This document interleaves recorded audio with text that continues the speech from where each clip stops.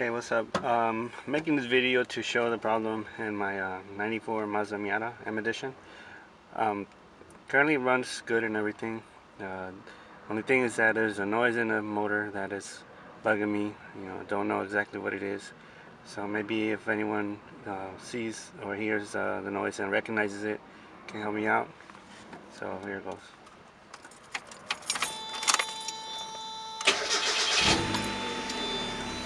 We're going to go to the engine bay, show the noise.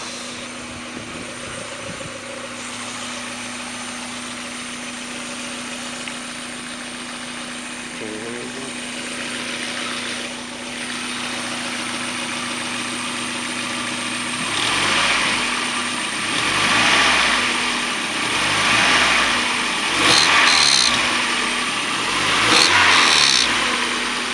Hear that? Sounds like it's coming from this side right here, somewhere right here.